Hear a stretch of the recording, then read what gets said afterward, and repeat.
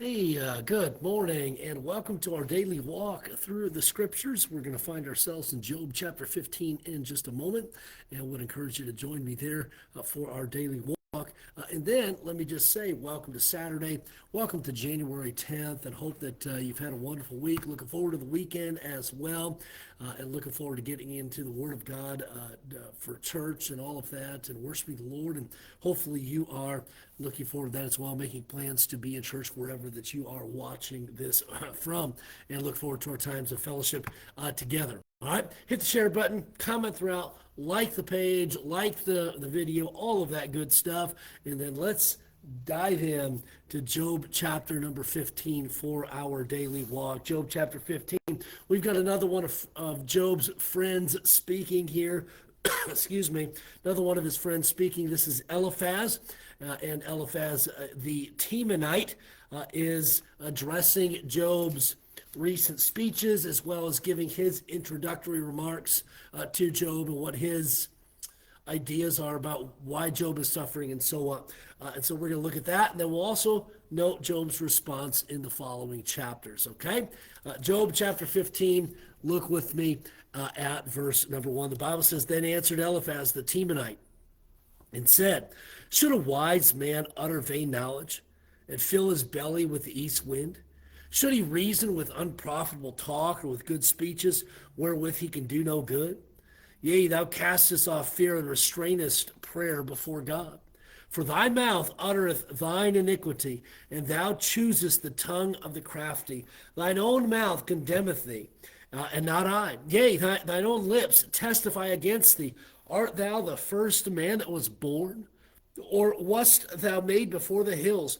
Hast thou heard the secret of God, and dost thou restrain wisdom to thyself?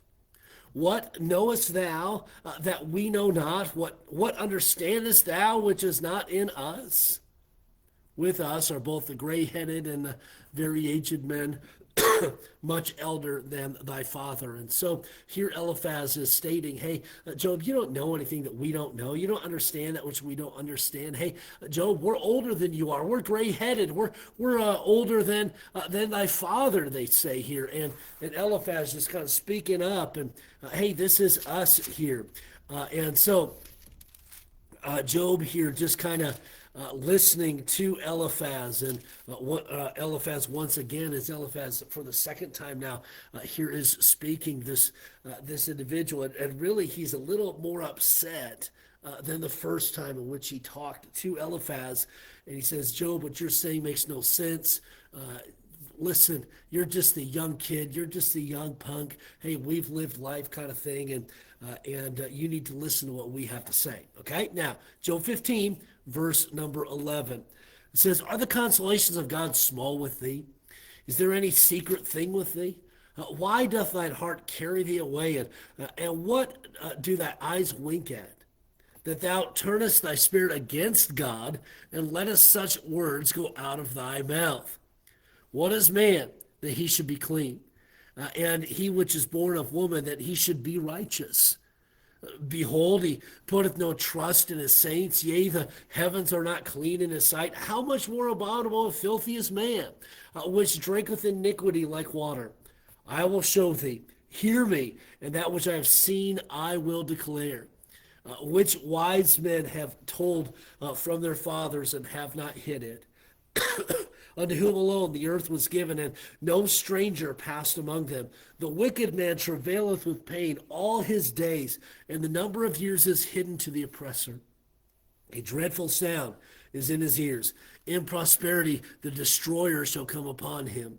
He believeth not that he shall return out of darkness, and he excuse me, is waited for the sword. He wandereth abroad for bread, saying, Where is it? He knoweth that the day of darkness is ready at his hand. Trouble and anguish shall make him afraid. They shall prevail against him as a king ready for the battle. For he stretcheth out his hand against God, and strengtheneth himself against the Almighty. Look what Eliphaz is saying here. Job, you're the wicked one. You're the one that's going against God here. Verse 26. He runneth upon him, even on his neck, upon the thick bosses of his bucklers, because he covereth his face with fatness, and maketh collops of fat on his flanks. And he dwelleth in desolate cities, and in houses which no man inhabiteth, which are ready to become heaps.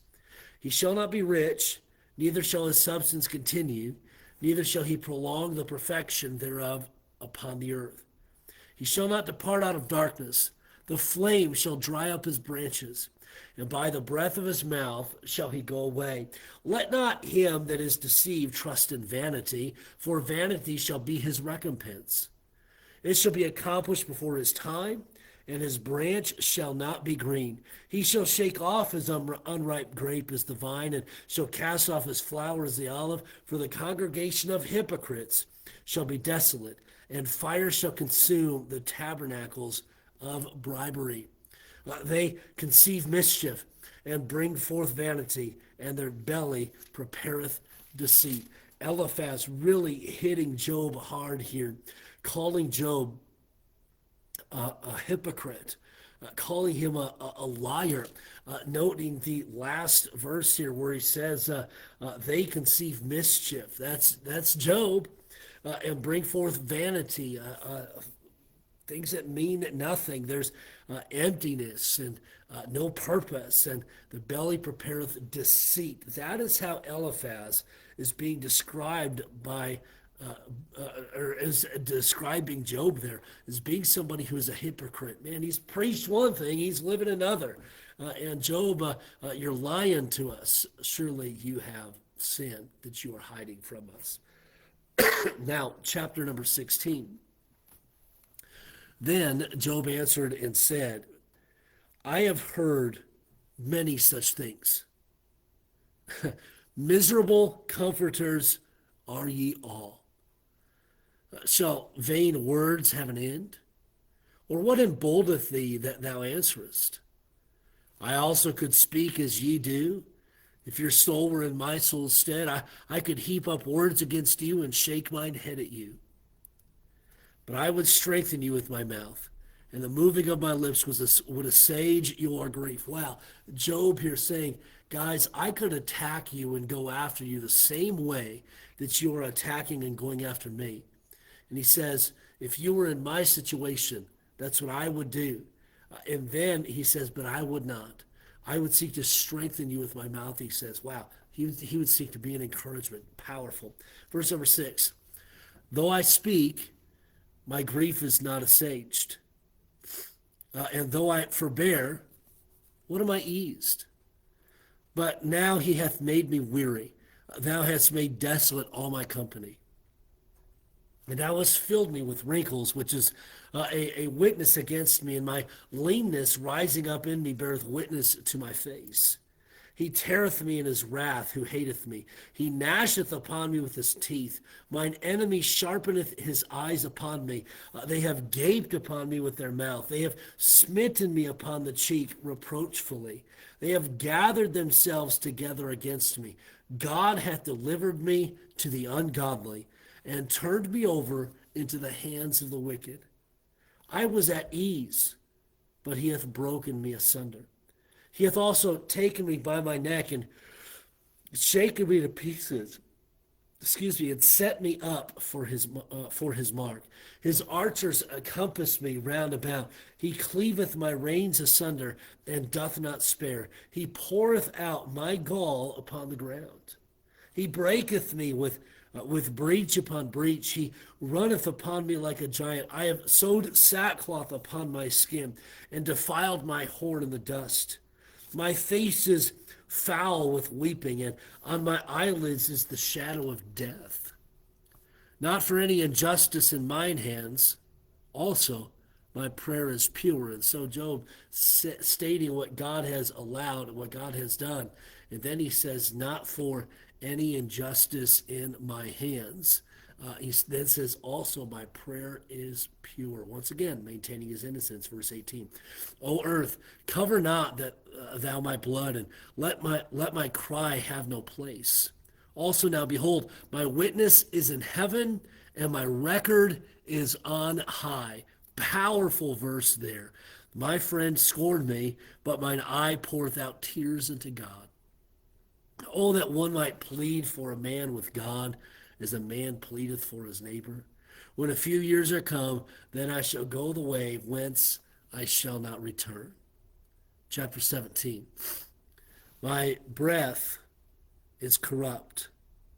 My days are extinct. The graves are ready for me. Are there not mockers with me? And doth not mine eye continue in their provocation? Lay down now, put me in a surety with thee. Who is he that will strike hands with me? For thou hast hid their heart from understanding, therefore shalt thou not exalt them. He that speaketh flattery to his friends, even the eyes of his children shall fail. He hath made me also a byword of the people, and aforetime I was a tabret. Mine eye also is dim by reason of sorrow, and my members are a shadow. Upright men shall be astonished at this, and the innocent shall stir up himself against the hypocrite. The righteous also shall hold on his way, and he that hath clean hands shall be stronger and stronger. But as for you all, do ye return and come now? For I cannot find one wise man among you. My days are past, my purposes are broken off, even the thoughts of my heart.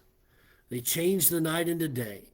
The light is short because of darkness. If I wait, the grave is mine house. I have made my bed in the darkness. I have said to corruption, thou art my father. To the worm, thou art my mother and my sister. And where is now my hope? As for my hope, who shall see it? They shall go down to the bars of the pit when our rest together is in the dust.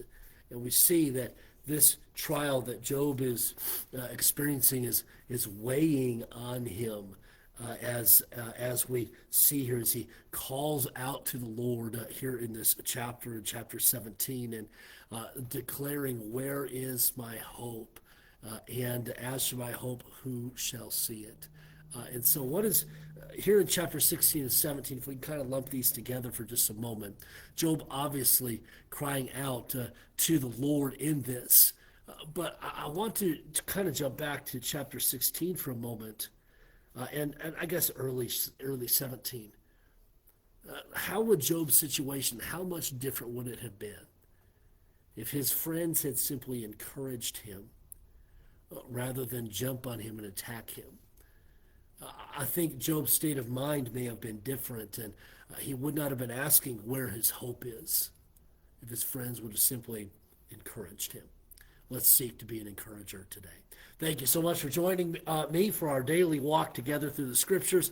Trust that it was a blessing. Would encourage you, hit that share button really quick, and also love to read your comments throughout the day, so would encourage you to continue to comment throughout the day as well. And then don't forget, church services tomorrow, regular services, please be here for them. Lord bless you. Have a great day. We'll touch base once again tomorrow.